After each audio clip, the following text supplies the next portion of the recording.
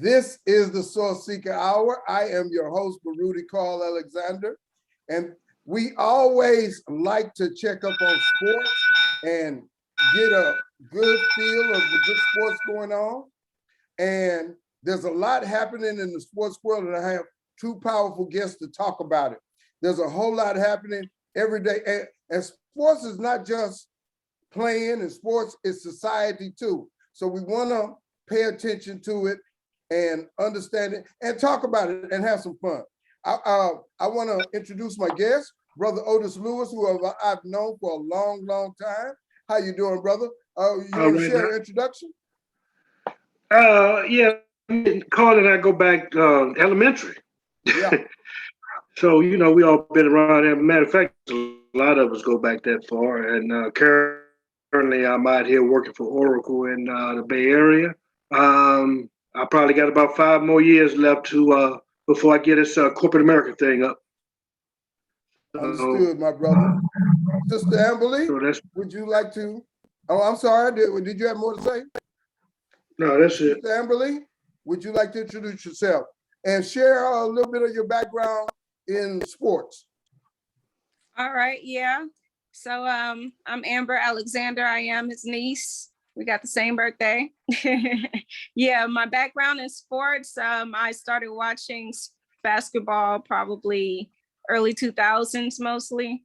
And I just kept watching it, fell in love with the Rockets, and then I got into the other teams all over the league as well. So I'm intrigued to talk about it today. But yeah, my background is also in music, so that's also what I do. So yeah, glad to be here today. Thank you very much. Sister Amberly, can you check out your light? Check out your light to see if you can make it more visual in the background. Okay, we want to go ahead and talk about what's happening in sports. And the biggest thing happening today is Deshawn Watson. The brother was off for a year. First of all, is he at fault for what has happened to him? Are the Texans at fault? Or both? Or that's just the nature of the industry? What you think about that, OD? Well, I've been thinking about that quite a while. And I feel like he kind of let himself get set up by going to all those different agencies. He should have knew something was up, especially when you're in that type of, at that level. Someone should have stepped in and had a conversation with him about that. And there's a lot of things going on with that we don't know about. So, because I'm not sure why they're pushing to try to trade this guy when the charges have been dropped. Apparently, there's going to be some civil suits that follow and some other things that take place. But it's you're in the spotlight like that, man. You cannot be in the public parading around doing things that's going to come back to haunt you. So I just go ahead. Yeah, bro. I just don't know, man. I'd rather for him to stay in Houston, but don't look like he's gonna, look like that's over with. I mean, when somebody does, when somebody does that, are you in a situation like that? It's probably best to move on. And of course it's because he signed a big contract. Just talking about, hey, y'all didn't consult me, y'all didn't work with me, and they turned on him because they wanted him to shut up and play football and not, have anything to say. So, but you're right. He should have been much more aware. I'm sorry, Amberly, cut in, please. Yeah, I agree with y'all. What y'all are saying. I think wasn't he acquitted of all the charges? And yeah, I think he's been wanted to leave the Texans since before the charges were brought up on him. So I'm not surprised that the Texans are still wanting to trade him. So I think it'll be good for him to get a fresh start somewhere else. So I agree with that. I agree with that also. And the team that reportedly he's agreed to a trade with is the Atlanta Falcons. Oh. Oh, Lord. Yeah. He's agreed to a trade with the Atlanta Falcons. And I just got that intel about 30 minutes before we got on. So maybe the saga of Deshawn Watson is over, and that's a shame. But it says something about the Texans as an organization, I believe. And look at all of the players that they're losing, and nobody wants to kind of stay here. That's it. J.J. Watt, Andre Johnson, you go down the line, they've had a lot of difficulty with a lot of those players. And the perception is that they are not a good organization for a black man to be playing for. So I don't know. We'll see what happens with the Texans. They had a draft. Yes, OD? That's pretty much what's going on. But, Deshawn is a franchise quarterback. If they don't get 4 or 5 draft picks, for this trade, then, Texans are in a rebuilding mode. But, Big Ben had this same situation up in Pittsburgh. But they swept that under the rug, basically, and he played for them for 18 years. Yeah. I just the difference is I don't know if Big Ben he had so much anger toward the organization like Deshaun has, as well as they have for him. Big Ben was in the club dictating what girls he was going to talk to and who was going to talk to him, different things like that. That's what I've heard. And Deshaun, I mean, if it was an agency that was setting all this up, he should have known something, and they might have put him in that situation so they would have this leverage over him.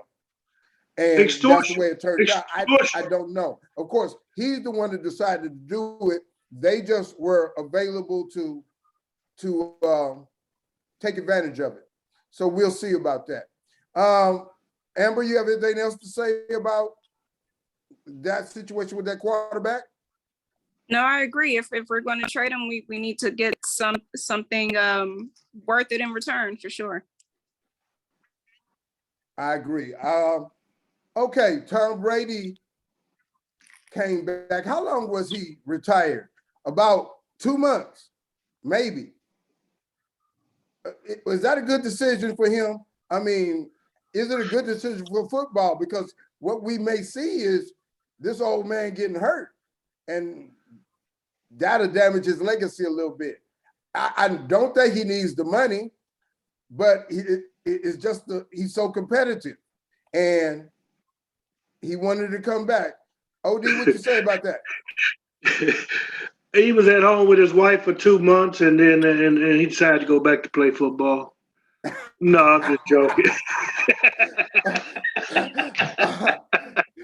Okay. No, that's I don't get that. He has nothing to prove. Tom Brady has nothing to prove. He's going to go down in history as one of the greatest quarterbacks that ever played the game. If he's healthy enough to play, and Tampa Bay needs a quarterback, but he can very well get hurt a lot easier with the speed of the game today. You remember what happened to Joe Theismann, right? Broke his leg. Yeah. Lawrence Taylor broke his leg. Lawrence Taylor. Yeah. And, of course, he was never able to play again. We don't know if it's affected his walking. But Tom Brady is 42 years old. It's not a young man's game. So he's older than that, ain't he? He might be. I don't know. We'll pass it around and see. But Amber, what you think about that? I think that I think he's proven himself enough. I think that if he wants to retire, that's what he should do. He's the greatest of all time for sure. I got you. I want to introduce my brother, Brother Joulevette. How you doing, sir? You're on mute. Brady's 44, by the way. Okay. All right, we'll okay, Brother Joulevette. You want to comment on what we talked about Deshaun Watson and we talked about Tom Brady? If you would like to share on those two and then introduce yourself. You're still on mute. something going on. I'm not sure. It's not saying you are. Okay, we'll work it out. The next thing I want to talk about is, did Brian Flores mess up, or did he do what needed to be done? Brian Flores, by the way, is the black coach at the Miami Dolphins. He was the black coach of the Miami Dolphins, and he has decided to sue since he got fired. I want to start with Amber on that. What you think about that, Amber? So what was the reason he was fired? I mean, when you don't win in the NFL, that's reason enough. Well, yeah, I agree with that. And I haven't really kept up with the Miami Dolphins for that exact reason. I understood. But as we all know, there's a history of black coaches not getting an opportunity. And so they came up with the Rooney Rule, which says you got to interview black coaches before you make that final hire. And what Mr. Flores has said is they have really bypassed and not adhered to that rule. And he basically had a 500 record on a very difficult team as far as winning, but most people said he did a pretty good job, and he was fired anyway. Go ahead. Can you talk? Go ahead. Let me see if we can hear you. No, we still can't hear you. OD, what do you think about the Brian Flores situation? Well, he basically exposed what we already knew. He did do a good job, and they just want to bring in these young white coaches, obviously, because if you look at the trend of the NFL, he was rehired, I believe, with Pittsburgh. Yes, he was. He's going to be a defensive assistant coach, and they probably did that to shut him up. You know, well, I also think Mike Tomlin and the Pittsburgh organization is a bit more progressive. I tell you what, though, Lovie Smith, I think, was hired with the Texans so that it can reflect that they are trying. I don't think Lovie Smith would have got hired if that hadn't happened. So, I'm not sure, but we'll see how that comes out. That's going to have some impact. I mean, all of these things dealing with race in the NFL or race in sports, they have some impact. I remember in the Texas organization when Mr. McNair was alive, he equated the players to being the prisoners running the plantation. And so it's been a trend of the owners with the old plantation mentality against the players who want to be much more progressive. And all of that factors into the Flores situation. So we're going to see what's going to happen with that. Let's try it now. Brother Joulevette, you in? Okay, I'm going to try to do this on my phone. Can you hear it on my phone? Okay, we got you now, though. We got you I'm sorry now. about that. I don't know what's up with my laptop, but yeah, something is going on. But okay, well, to comment on these two stories right here, as far as Mr. Flores, I mean, he didn't. Mute your laptop if you're on your phone. This is my phone. Yeah, mute your laptop while you're on your phone. I'm sorry? Mute your laptop Oh. or your computer while you're on your phone. Okay, go ahead. Okay, as far as Mr. Flores, I think he was fired because he didn't want to tank from what his owners request. I think that's the reason that they were sharing as far as like through the media of why he was fired over in Miami, because he did win. I believe he won his last 9 or 10 games, something like that during the last season. So he's I mean, from what is shared, he was a productive coach and he's a really good coach, but he was fired because of that request. And he did not, approve of it. He just wanted to win. He wanted to coach. Now, as far as Deshawn Watson, I didn't hear all of the comments that was made or the questions, but Texans are just in a downward spiral. Players don't want to come over here. They don't want to play. It's going to be hard for them to recruit, as you can see. They can't pick up anybody through any free agency. it's going to look bad, especially after tonight, because they're trying to make it to where it seems as though Deshawn Watson can't make a choice between Atlanta and New Orleans right now. Atlanta needed a request. I heard through the grapevine in the last 30 minutes that he had chosen Atlanta. I don't know if that intel is true, but that's what I heard. So that's what I heard about that. Did choose Atlanta. Yeah, that he did choose Atlanta. Well, if he did choose Atlanta, that needs to be done by tonight, because from what I'm hearing and what they're saying, their quarterback, they owe him money that's on the team right now. So they need to know whether he's going to be traded tonight. I think the Texans are just using him as a puppet. I think if that trade is not done tonight, I think it'll eventually look as though the Texans have tried all that they can just to make Deshaun Watson look bad. And there'll be no teams available, and then the Texans will say, well, hey, we could not get the draft picks that we wanted to try to move Deshaun Watson. And they're being petty right now. They could have traded him a long time ago. But that's just me. I think that says something about the Texans organization, like I was saying earlier, and just like you're saying, no free agents or no players that want to come here. No. Yeah, I agree with that. That's going to stay with this organization for a long, long time once you get a reputation like that. So, well, you're going to see it through the draft. You're going to see it through the draft, and I'm like high-end players, especially in the first round. I believe it's going to be word that players are not going to want to sign with the Texans. It's going to look bad. It's going to look bad. That's just me. We're going to see how that prevails, how that goes on. But I really think it's going to look real bad for the Houston Texans right now. And you're absolutely right, man. No one's going to want to come play for this organization. No. But a bunch of Class B and C players, that want to check, right? I got a friend of mine that all he says is sell the team.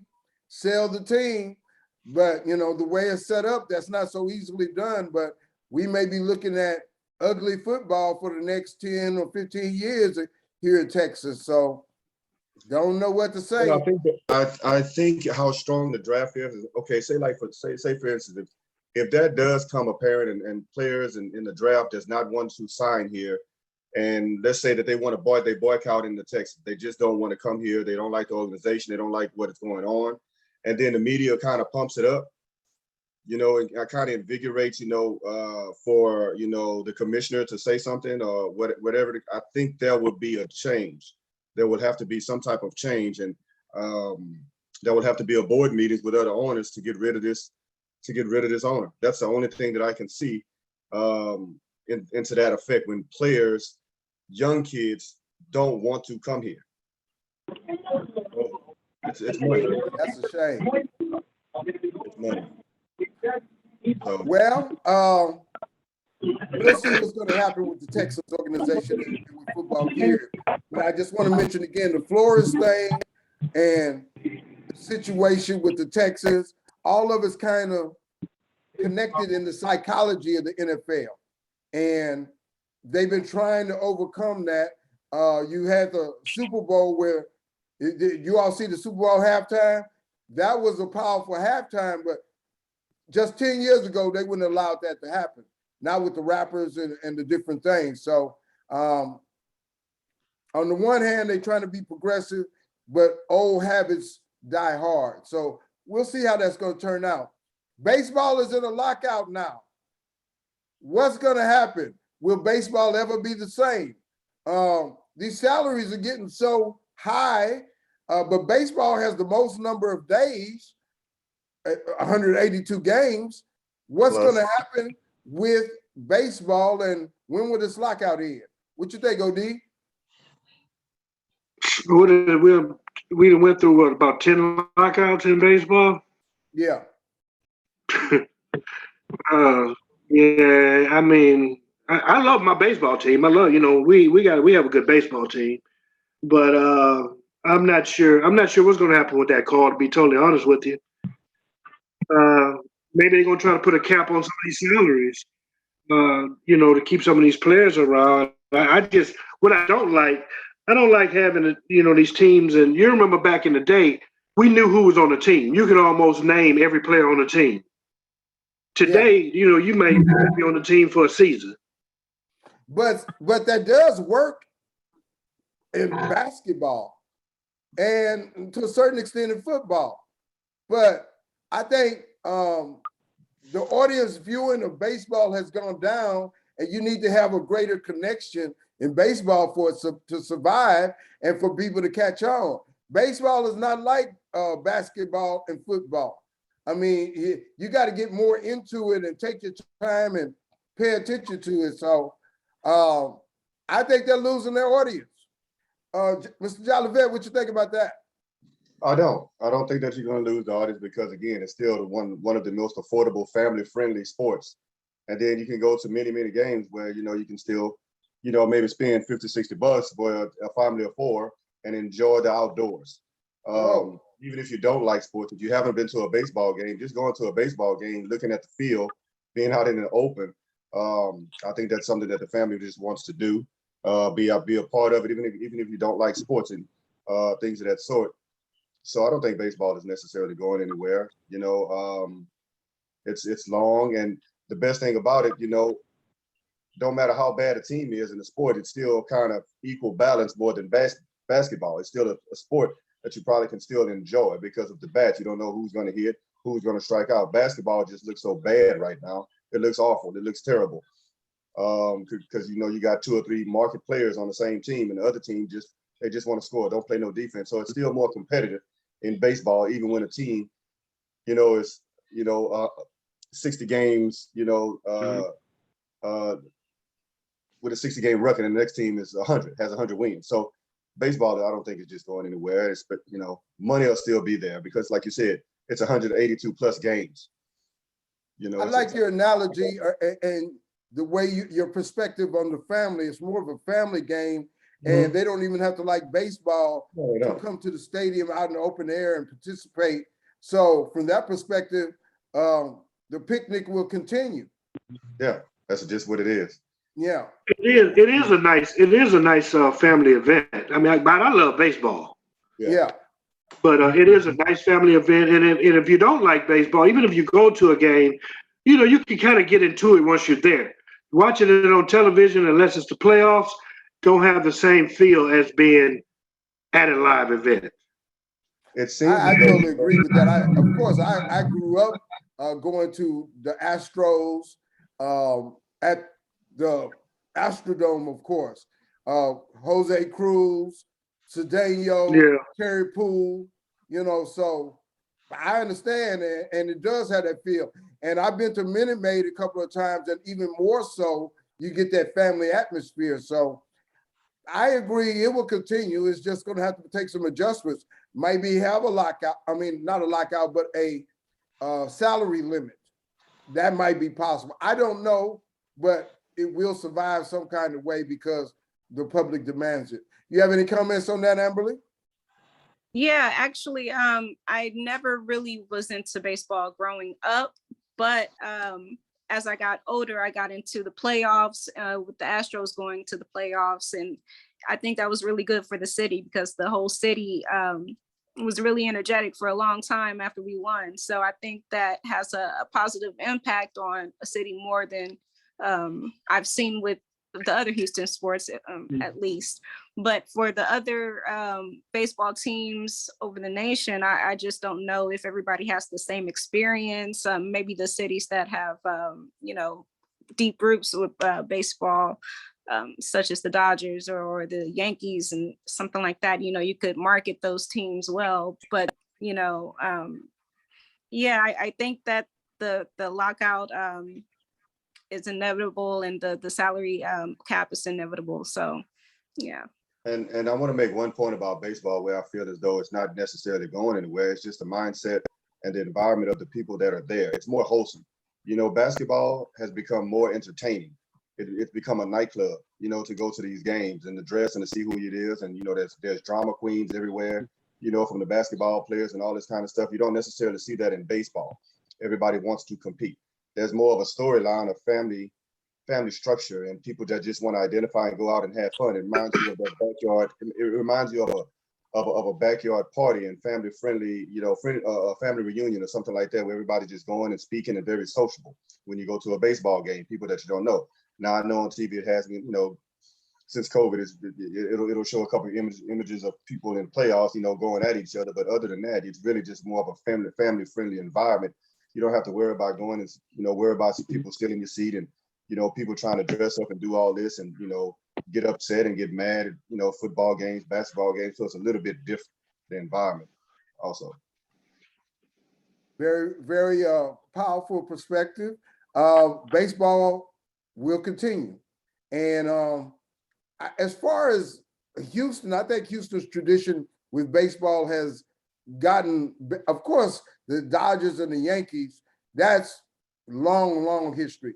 But Houston, from the time of the Colt 45s and all the way back to Jimmy Wynn, Cesar Cedillo, we built a pretty good tradition.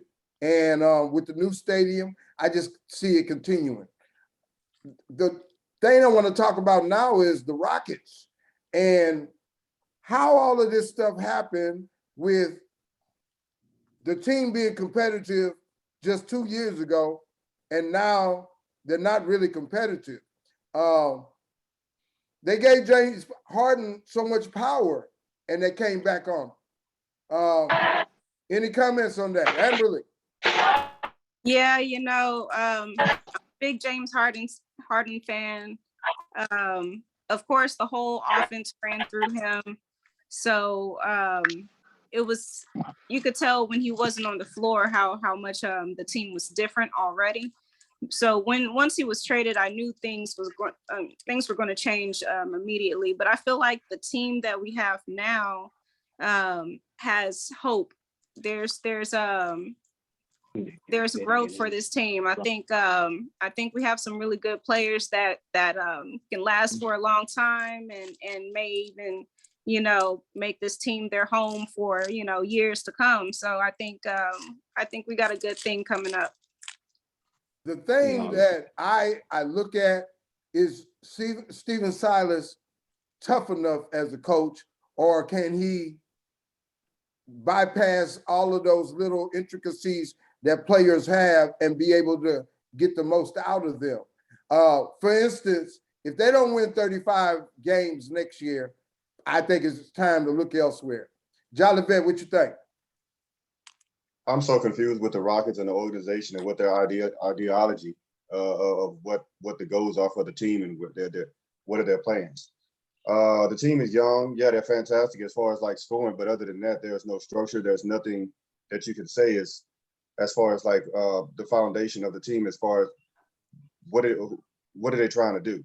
Are they trying to lose more games so they can get some more 18 and 19-year-olds? I think it's utterly ridiculous. Tanking. That's exactly what they're doing. It's an embarrassing thing. That's exactly what they're trying to do.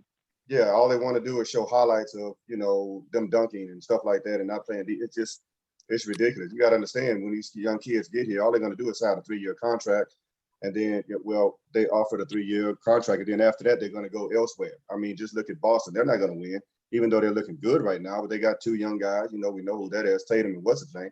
They're not going nowhere. They're not going to win a championship. You see what Damian Lillard did. Portland, they were spectacular.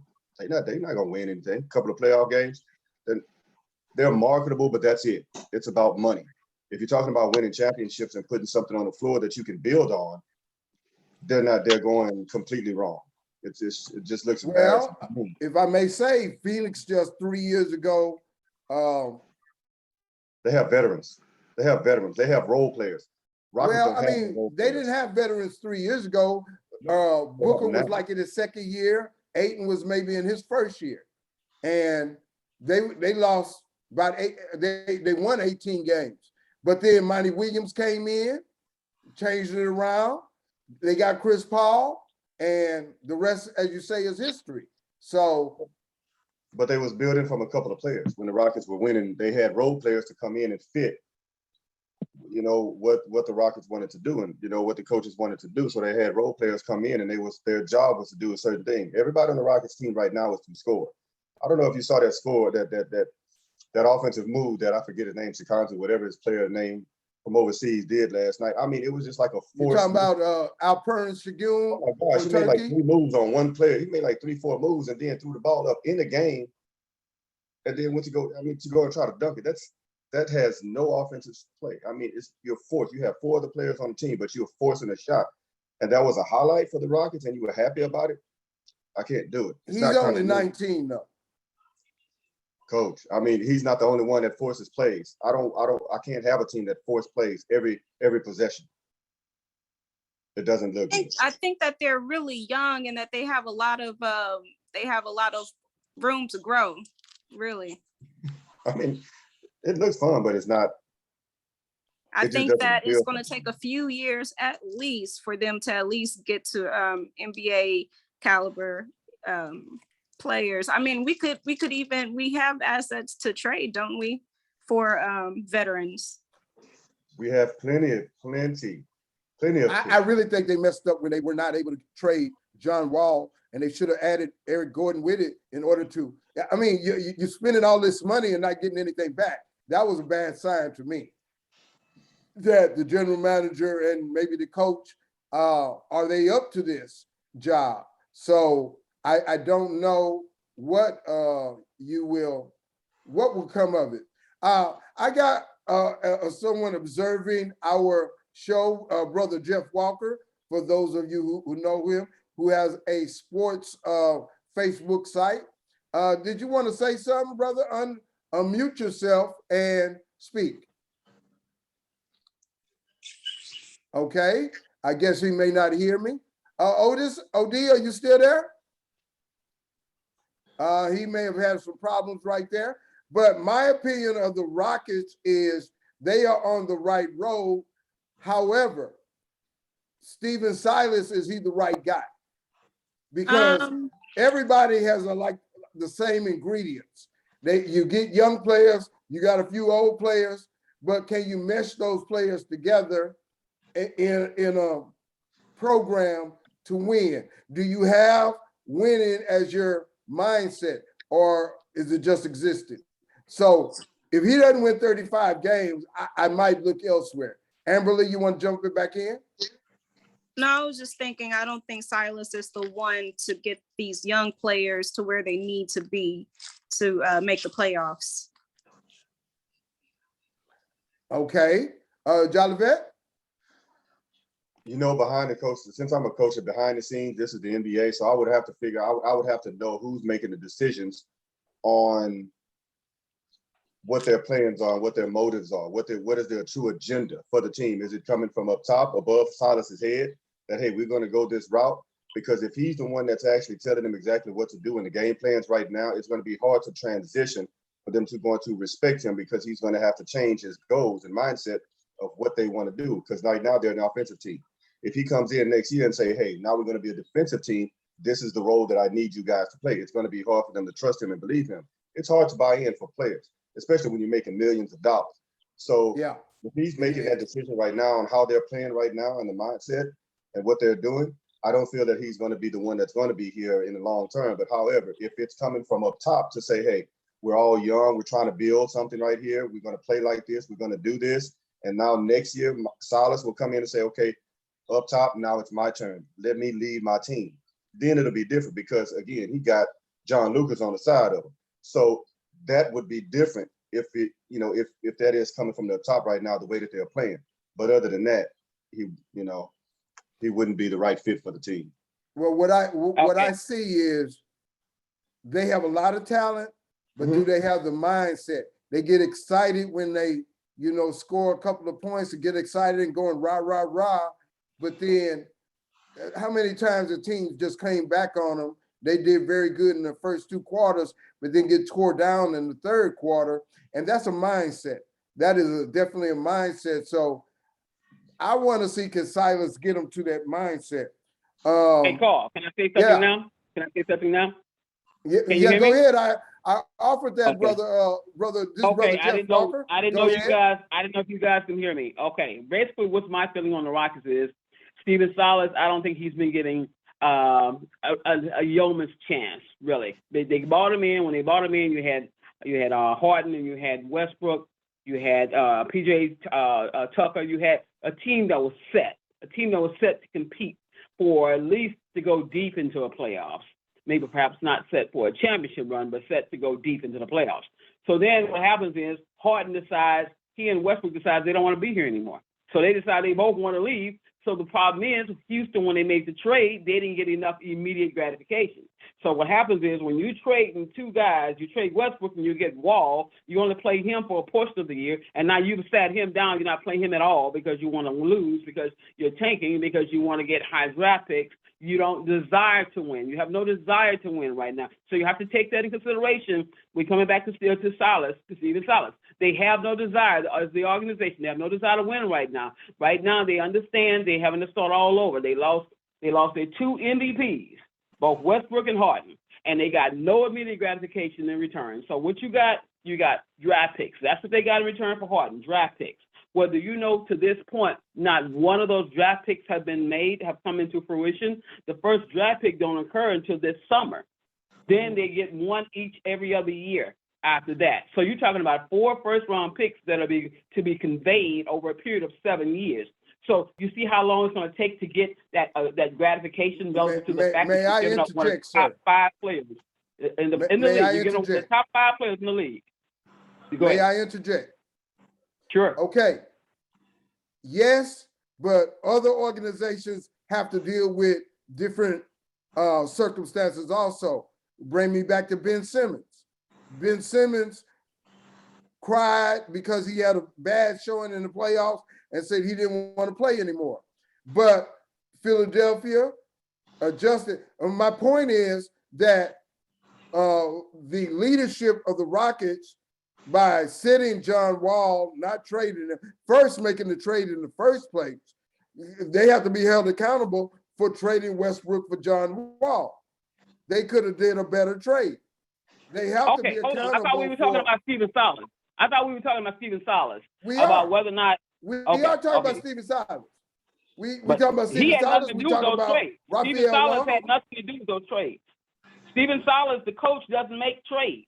That's made by the organization. That's made by the GM and the owners. He has nothing to do with those personnel moves that's coming in. What I'm trying to say is Stephen Silas has not been given an opportunity to be successful. Right now, all they want from this team right now is for these young guys to come in and just mature each night and get better. Because what do you expect? You bring in a bunch of 19-year-old guys who are going out here playing against 27, 28, 30-year-old players who've been playing all of their lives, and these kids, they don't know how to compete against these guys on a night-to-night basis. Like you say, they have a good game against LeBron. They get up to play against LeBron. They have a great game against LeBron. Then the next 2 or 3 games, they are no-shows because they have celebrated. They've been celebrating the last 3 nights because they beat LeBron. They don't have the maturity to be successful at this level. So when you have a team made up of that many young guys, you're going to get what you pay for. You're going to get immaturity. You're going to get lackadaisical performance. You're going to get that type of effort. It's going to be off and on. But you can't blame Stephen Silas.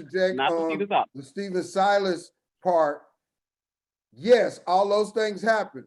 But I still think he has enough talent that he could do better than 17 games. Again, if he does not win 35 games next year, I believe we should look elsewhere. Go ahead, brother. If the organization, sir, wants to lose because they want to get locked into one of the top 3 or 4 picks in the draft, that's their goal. They don't want to win any more than what they are, because if they do, then you don't get locked into one of those top 3 or 4 picks.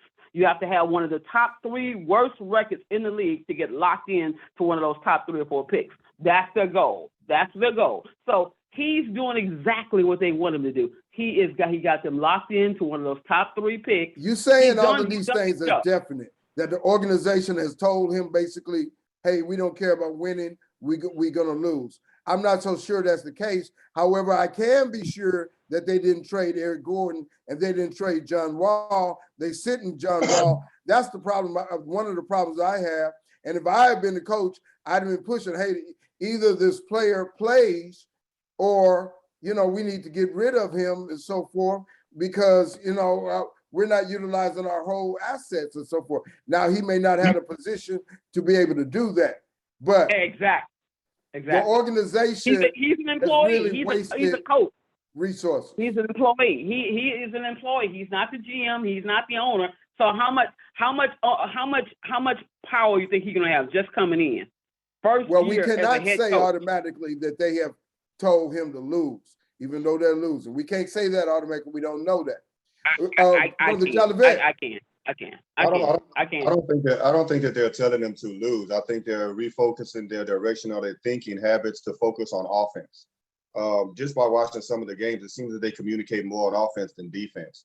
And it just seems to me in practice and just working out, and seems that they're focused on, angles and being able to move around and cut to the basket and things of that. So different, different I's and O's and all that, plays and that NBA does for offensive plays. I just don't think that they focus necessarily on defense to try to win a game. I think they focus on offense. And that tells me right then and there that they're just pretty much just building, trying to find ways to work for these young folks, these young guards that they can keep in the future to be, an offensive monster. They're trying to find. I have a quick question. That's it. I have a quick question for Mr. Alexander. Quick question. You say you don't Yeah. think they've been told to lose.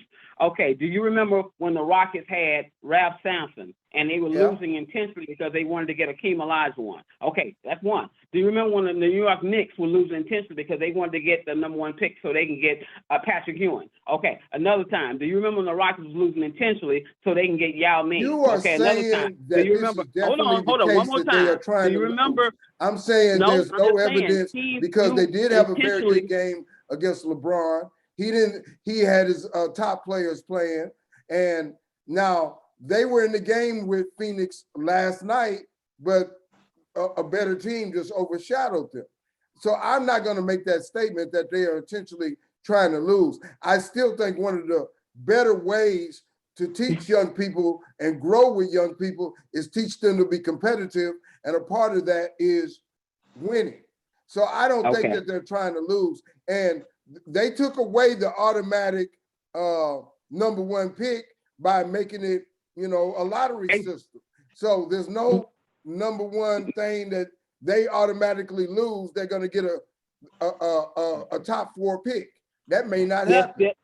They'll still be picking in the top 4 in the draft. It's still better than picking 10th or 11th or 12th. But And I Sacramento understand been doing that for the last 10 years, and they have never improved. So that's not necessarily the way to win.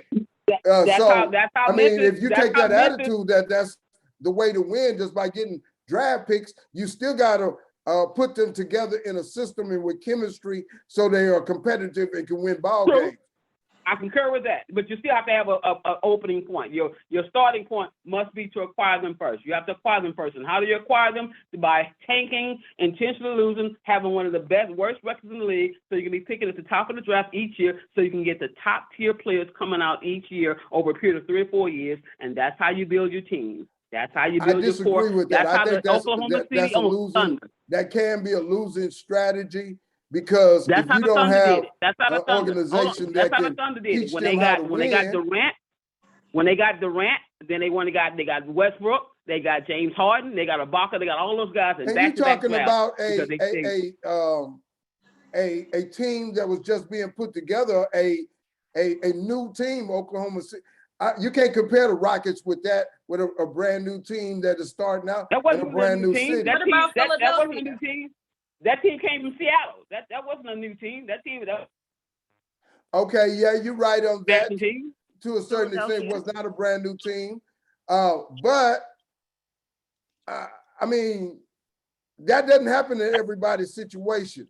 Oklahoma City Thunder, yes, but Sacramento, no, it hasn't happened. And just because look at Memphis, look how good Memphis got all of a sudden. You're automatically gonna win. But look how good Memphis got all of a sudden, because they've been picking at the top of the draft over the last few years, and now all of a sudden that team is blossomed. The same thing OKC has done until they lost Harden. We can come back to that. We don't want to take up all the time arguing about that particular point, but let me go to the next thing. Okay. Ben Simmons, did the Sixers get a good trade with that, or did the Nets get a good trade with that, considering Ben Simmons has not played all year and he's not playing now. And what about Kyrie Irving? It's going to depend on Ben Simmons. Is that a question for me or for them? Well, hold on, brother. Let me go to my guest. Okay. I'm gonna come back to you, okay? Okay. All right. All right. What do you think, Amberly? I haven't watched James Harden on the Philadelphia Sixers yet. And the fact that Ben Simmons hasn't played yet, I think there's still a lot to see or to analyze before we can say that the trade worked for either party. What I will say is one thing, it really inspired, got a dander up in Kyrie Irving. Have you seen what he has been doing? Joulevette, have you seen what he has been doing? I mean, Kyrie Irving has been doing this for years. He can play ball. He just hit 60 points though the other day. He just want to do things his way. I don't like the fact that he's decides to come back and play. Well, I just don't like anything that's pretty much going on over there with the Nets right now. I think Philadelphia got the better of the trade on this. I don't think Ben Simmons is actually going to play this year or even play at all again, honestly. I just think if something is that distraught with him mentally, he don't even need to be coming to the game. He needs to be in some type of psychologist's office. That's where he needs to spend his time. He don't need to be coming to the game or anything like that. If you feel as though the team is now your new home, your new family, and you feel good about it, get out there and play. How do you have a back injury and you haven't played all year? How did you hurt your back? They're trying to say that, but right now, I think he's probably, if he doesn't play, I think they're going to cut him at the end of this season. I don't think he's going to play for the Nets.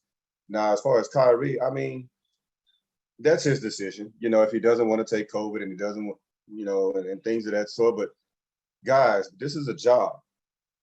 Mr. Alexander, we have a job. But if we don't get a COVID shot for our educational purposes, we can't come to work. Period. Right. There's no discussion. That's just it. Stop whining about, what the mayor needs to be doing and what the city needs to be doing. You have to do what's best for you and your family. If you don't want to take it, don't come to work. Get out. I mean, social media and everybody else. They have the privilege. They have the privileged mindset, though. If I was the owner, they have the privileged mindset. I mean, that's a part of sports. The privileged mindset where people believe, hey, I can do what I want to do. And the kids are getting this from James Harden kind of, with the privileged mindset, took down the Rockets in a lot of ways because they was putting up with it instead of having some balance. Yeah, that entitlement, it kills me. The kids have it these days. Like I said again, I coach. I have players that feel as though they can just, make an excuse. I have a doctor's appointment but no doctor's note, or I got to go see my parents and not want to come to practice. Don't play. Period. If it's not. And going back to that earlier comment that or the discussion me and Brother Walker were having, you got all of those factors when you having a team. You remember how many times the team with the most talent did not win because of chemistry. Detroit had a much better chemistry than the Lakers, even though the Lakers had supposedly more talent. So it always depends upon the coach and putting it together, the organization. It's not just the talent, it's the chemistry. It's all of the factors together. I want to welcome in Sister LaQuan, LQ. Are you there? Yes, I'm here. Oh, there you go right there. How you doing, sister? I'm doing great. How's everyone? Okay, we've been talking about quite a bit. We started off talking about Deshawn Watson and Tom Brady and the possibility of the Texans. And we've been talking about the organization of the Texans that maybe athletes are not going to want to come because of the organization. You have any comment on that? To me, it starts from the top. Especially with this going on with Deshawn Watson, because the narrative is it started from the head honcho being trying to bring this man down because he didn't want to be there no more. He's requesting the trade. So now the Texans will always be looked upon as, you know what, if I was a player and I decide to go against the grain, or if I don't want to be there, what would they do to tarnish my career? So that's going to stain them for a long, long time. That's going to stain them for a long. Not saying Deshawn Watson is innocent in the whole process of it, because right now he is acting like a diva right now. But I just think I think that they just need to do a whole building block from the top, because that's where it all starts. But no one that has a top name or that basically is a dog on the field will want to come to this organization. It's in shambles. That is the consensus all the way around, that the organization is very, very damaged. And around the NFL, players are not going to want to come here. And that's a shame. That is a real shame. But, you know, they have the history of the owner saying, I got prisoners running the institution and having a plantation mentality. So for our city, Houston is not going to be looked upon as a positive football team. That's the only way I can say that. The other things we've been talking about is baseball and the lockout. How long do you think that's going to last, Sister Stallworth? Ooh, I don't know. One thing about the baseball, they stick together. They stick together when they decide, hey, they don't want to step on the field, or you know, if the agreement is not intact, baseball will lock it up. They will lock up a whole entire season. So it's hard. Yeah, they've done it before. Yes, they have. And so it's hard with baseball, because you never know. I mean, sometimes they can get things done like bam, you know, within 2 to 3 months. And then sometimes it'd be like, you know what? It's no season. It's not going to be a season, because that's how long the lockout will last. Baseball is just the iffy thing. And one thing about the players, you know, baseball, everything is, you know, mostly guaranteed with baseball. So them players are really about everything that deals with the contract, and they uphold it with their standards. So baseball is, that's just up in the air. I can't say on baseball. We talking One thing about that was future said lockouts, here, right? though, is the family environment of baseball. And Brother Joulevette made a very good point on that, you know, it's even greater than baseball. For the family coming to the game, they might not even like baseball, but they like the family environment, and going to Minute Maid, I can see that. So the consensus is that baseball will be all right and it'll come back. Anybody got any comments on that? Now we're talking about future lockouts right now, because we're not in a lockout right now. We're talking about future lockouts. I thought it was on the lockout. You're telling me we're not, baseball's not in the No, lockout? They have not missed games? They ended that last week. We're in spring training right now. The first game is in 3 weeks. Oh, well, I'm behind. It's good that we have this conversation. Okay. I'm behind, because I thought we were still in the if this lockout. had occurred 2 weeks ago. I was wondering if this meeting was 2 weeks ago, or retroactive 2 weeks ago. But go ahead. Yeah. Okay, well, I'm not up as to date as I should have been. The sports page that I participate in didn't keep me informed on that. So we'll figure it out, and we'll keep on with it. But baseball is a family environment, and it will survive all different kinds of lockouts and things, because the family wants to come to the game. That's the consensus on that. Sister LQ, what do you think about the James Harden, Ben Simmons trade? Who benefited more? And it was mentioned here, we're not sure whether Ben Simmons will ever play again. I mean, personally, me, I would never put Ben Simmons on the court again. For what? For what? I mean, he hasn't brought anything to the NBA. He hasn't brought anything to a team. I mean, to me, he's taking up space. And then how long do he have to sit out for his feelings being hurt? I mean, it's just, to me, it doesn't make sense. As far as the James Harden, Ben Simmons, I think as far as if he does play, and the Brooklyn can use him as far as, look, we don't need you to do nothing but rebound. That's it. That's all we need you to do is rebound. because you already got Kyrie, you already got KD, and then you got Steph Curry that can score. And you got a few more that's coming, Patty Mills that can score. So they're not going to look for him to shoot on the Nets. They're not going to look for him to shoot. KD, Kyrie will be happy for him to kick it out. But I think he's a waste in the NBA. I really do. James Harden want the easy way out of everything. Every situation he goes into, he want the easy way. He want the easy way to me. I don't think he has, excuse my language, I just don't think he have the nuts to be able to lead a team. He's afraid to lead the team. He's afraid of the backlash. He's afraid of the chatter. He's afraid of all that. So that him going to the 76ers is kind of okay. Embiid is the man, so I can kind of live behind it. And that's what he wants. And he just want to party. He just want to party. So it's like you want to win on one hand, but then you want to party. You gotta choose your demon. Which one you want? Yeah, we'll see. I think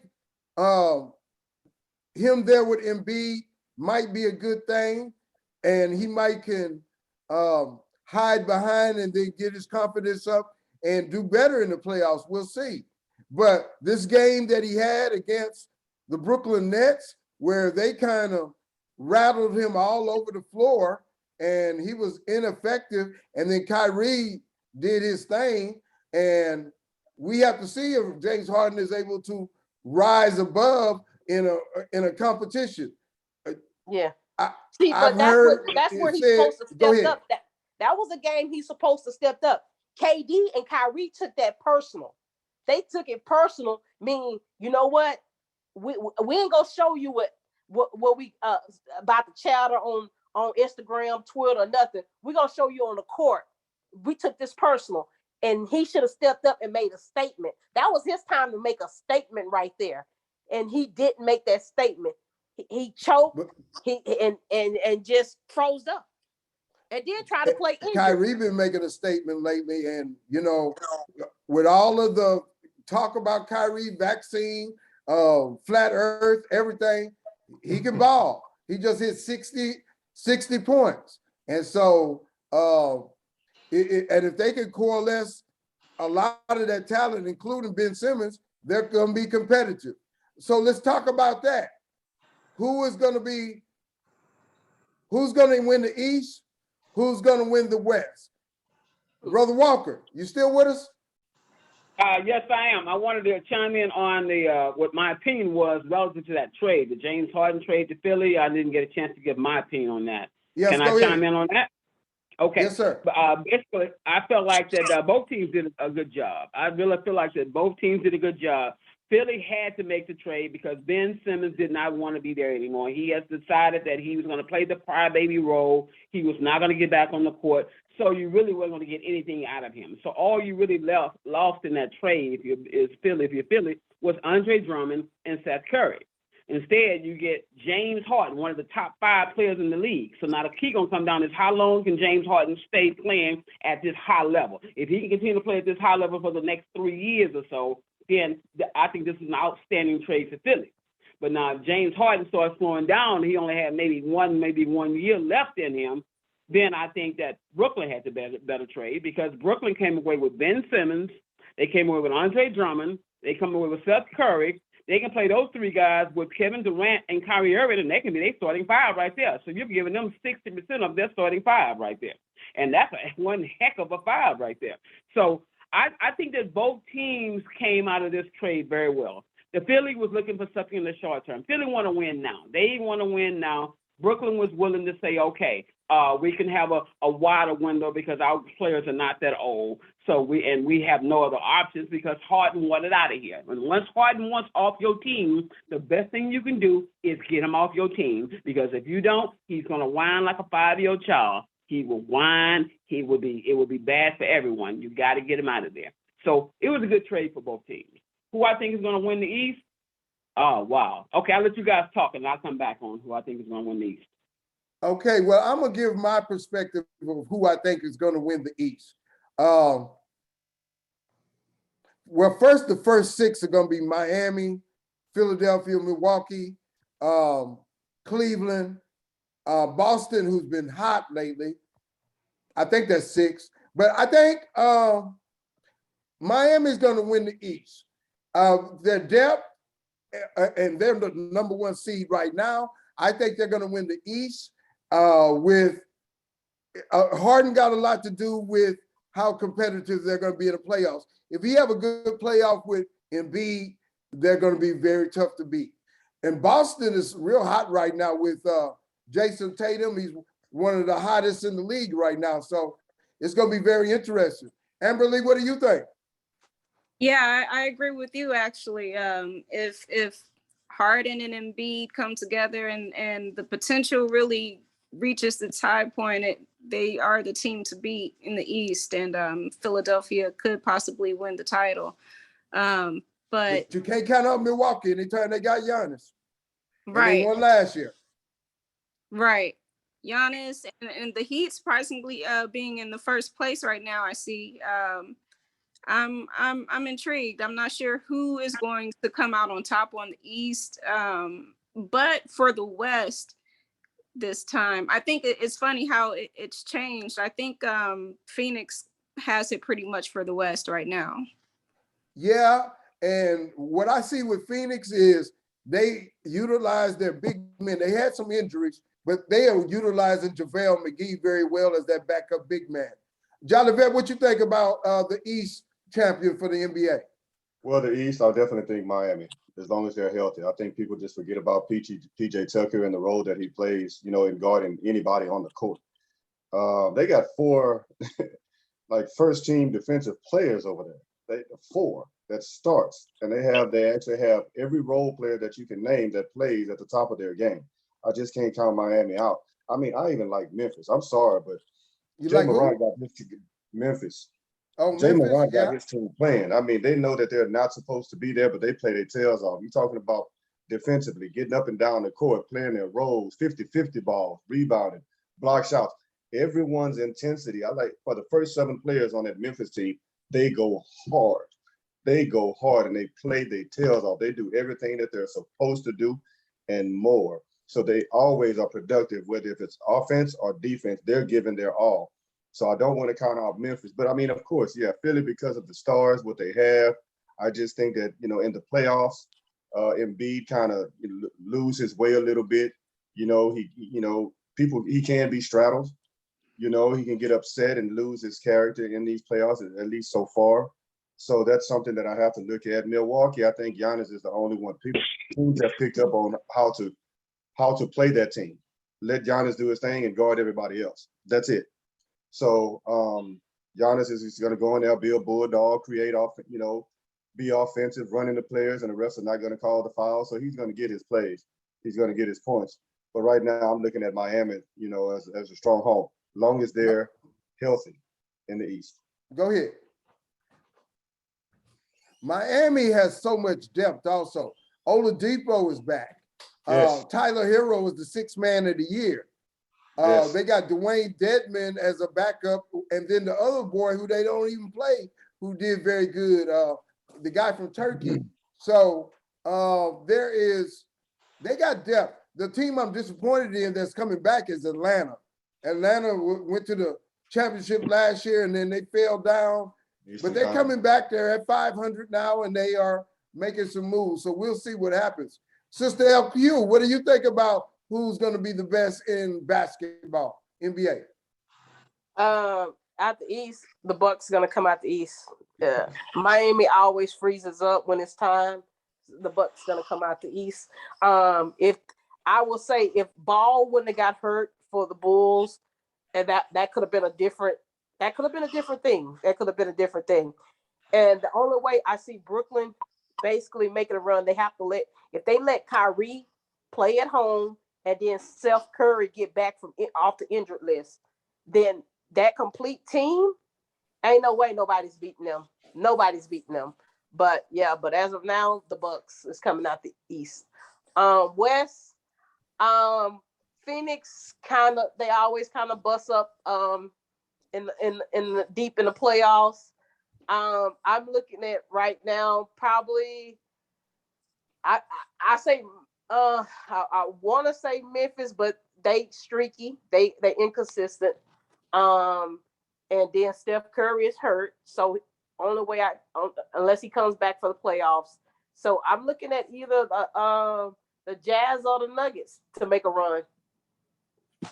I don't pick the Jazz. I mean, the Jazz, they have a good team quite a bit, but when it gets to the playoffs, it's just teams go to another level against them that they're not used to, and they haven't done very well the past 6 years or so. But I will say this: watch out for Denver just because of Joker. Joker is the best big man in the league. You know, even better than Embiid. You can't never count them out because of Joker. So is this it for LeBron James? Is it over with? Is he even gonna make the playoffs? Yeah, they'll make the little what you call it, that little bull crap. The playing game. The playing game. Yeah, they should have thrown that away because they shouldn't even had no freaking play in. That's the dumbest thing ever. I agree. Are we criticizing the play-in? Yes, that's the dumbest thing ever. This year they did the play-in. It made sense because they had shortened the year because of the lockout. They had shortened because of the pandemic. I understood why they did it, but after that, they should have stopped. Like right now, you got a team that's going to be in the play-in that's like 10 games on the 500. That team shouldn't be in the play-in for a playoff spot. That team should be going home. The people in the city and the owners who are making extra money. And then, you know, I remember when an AC beat the first seed. So I don't know. I mean, okay, LeBron even said it was dumb. And it gives more to players something to play for. LeBron said it was dumb, but they in the play-in. And they're gonna be in the play-in. It's just dumb. It's just dumb. I don't think it's just like a participation trophy. A team, I agree with you. A team that's 8-9 games under 500 should not be in the playoffs. Exactly. Well, that's a perspective. It's time to do away with this play-in. It's time to do away with the play-in. Yeah. Everybody agree with that? Yep. Okay. Well, I'm outvoted. I like to play in, but I'm only one person. So, but my picks are Miami and Phoenix to be in the championship. I don't count out Golden State yet because Curry comes back, but even with Jordan Poole at the point with, Jordan Poole with Klay Thompson, they're still competitive. But to go to the championship, they do have to have Curry. I agree with that. But it should be interesting. It should be interesting across the board. And just this as a throw-in, for in the East, Brooklyn is at 8, and you at 9. I think you got Charlotte and somebody else at 10. And any one of those teams can be competitive and get in and do a competitive game. So that's just my opinion, my last throw in for the play-in. Same thing with the West, though. Same thing with the West. I mean, you got, Minnesota's already in there, but you got teams in the West that yes, they are 10 down, but they still playing ball and competitive. And it's also something so they don't tank. They don't have that, look of trying to tank because they still trying to get in the playoffs or to play in. So that's a possibility also. The last thing I want to talk about is what is happening in Russia and how that affects sports. Of course, would they have retained a NBA player, or would they have retained somebody who, she's a big time player. She's prominent, and probably because of her name, that's one of the reasons they retained her. Do we believe that? And how is that situation going to come out? Sister LQ, what you think about Britney Griner in Russia? I'm going to say this. I played in Russia. I played in Russia for several years. Putin doesn't. If Putin get involved, it's a different thing. I talked to some people that I used to play with in Russia.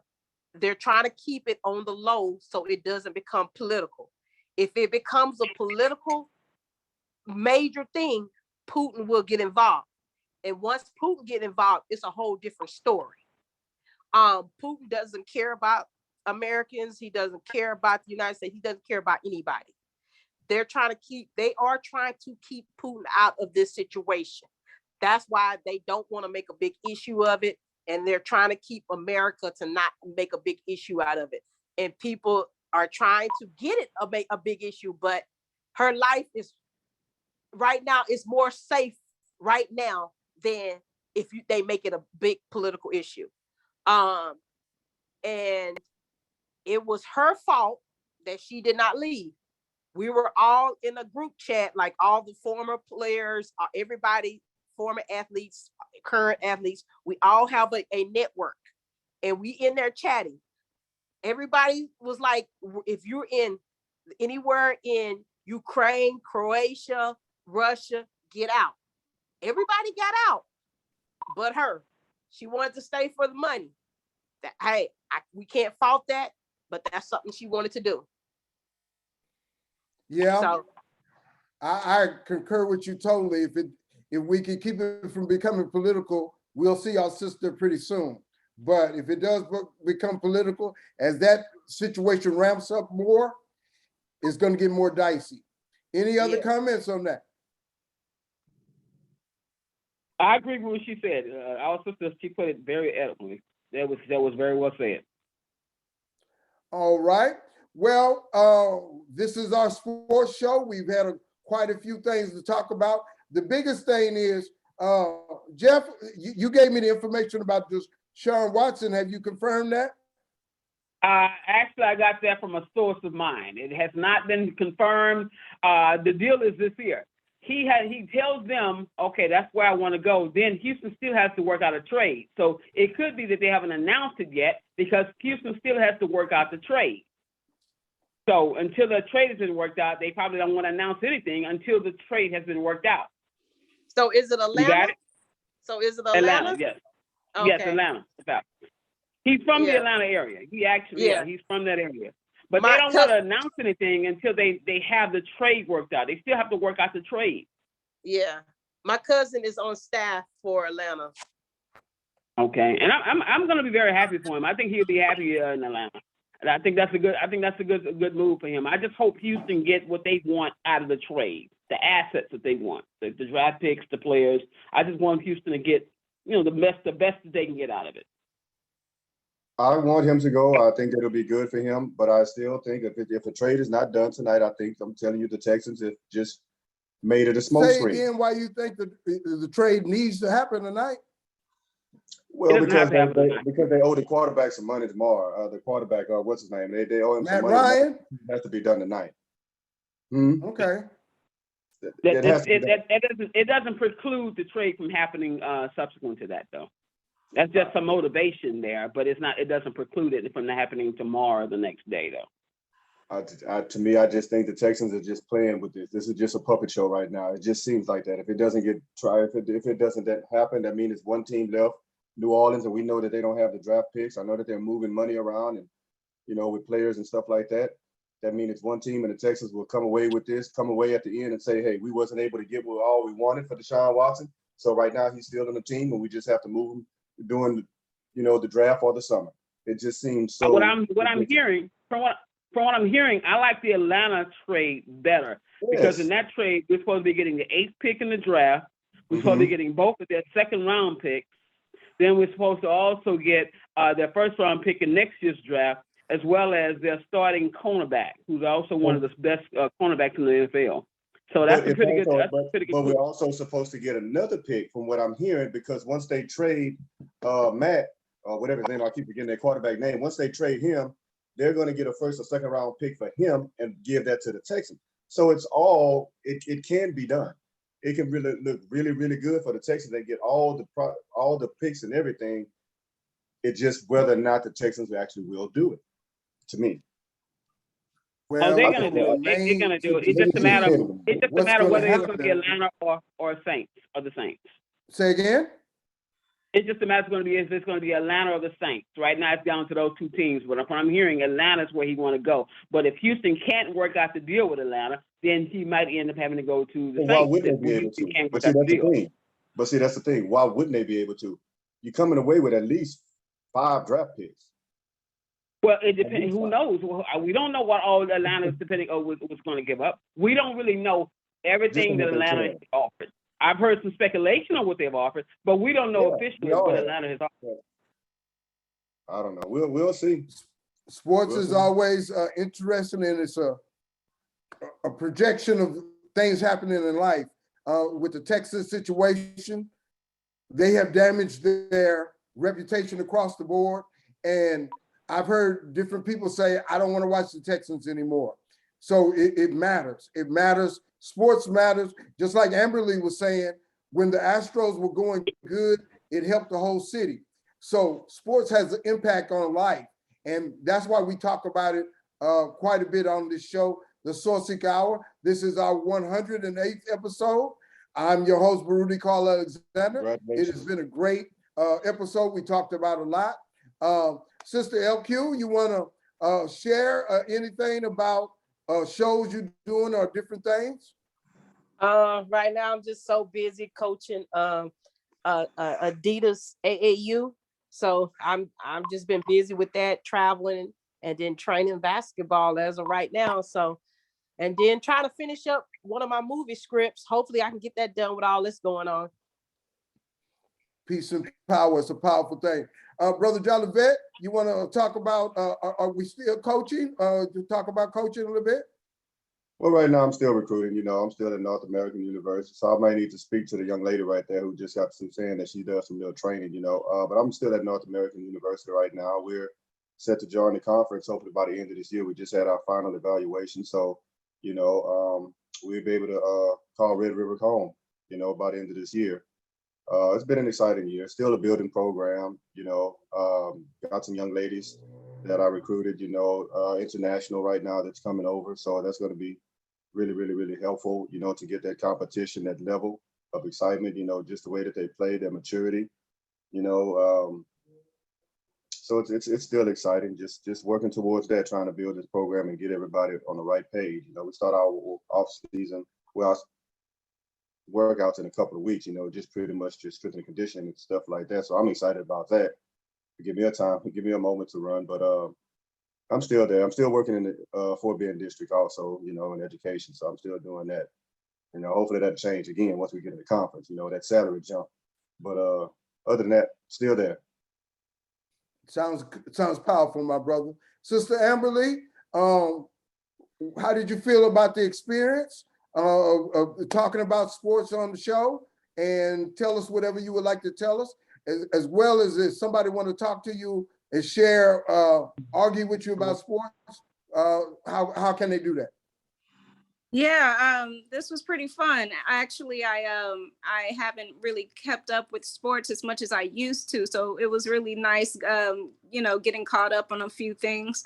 But basketball is my favorite sport, especially. I love the Rockets, but for this year, I think I agree with you when you said that Phoenix and Miami will be in the playoffs and will be in the conference finals, or in the finals rather. So yeah, I agree with that for sure. Who will win from those two, I'm not sure. But yeah, for me, music is my life. It impacts more people than I think sports. So I think music is major, and it's definitely something that I do. Anything with music, I do it. I DJ, I play music, I make music. So if you want, instrument? Yeah. I play piano and bass guitar. I've been playing piano for over 2 decades since I was a little girl. So definitely music. I'm sorry, what do you perform? Yeah, thank you. So if you want to argue with me, you can reach out to me on Instagram, because I'm mostly active. That's the social media I'm most active on. So Instagram at _bronze_amber, bronze as in bronze medal. And that's my name, DJ Bronze. So just check me out. I've learned a lot myself. We're born on the same day, and February 14th for those who know.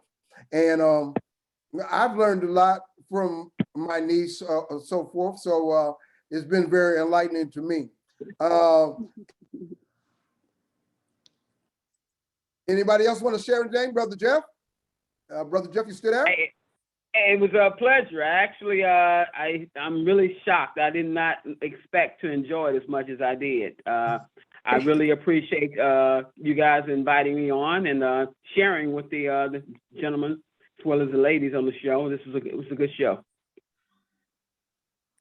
I appreciate it. This is the Sourceseeker Hour. This was our 108th episode. Join us again in 2 weeks for climate change. And then we're going to be talking about why are teachers leaving and very few are coming back. There's a reason for that. We're going to discuss, is climate change real? We discuss all types of issues here on the Sourceseeker Hour. Check us out, and we appreciate it. And we'll see you next time. Thank you. Have a good evening.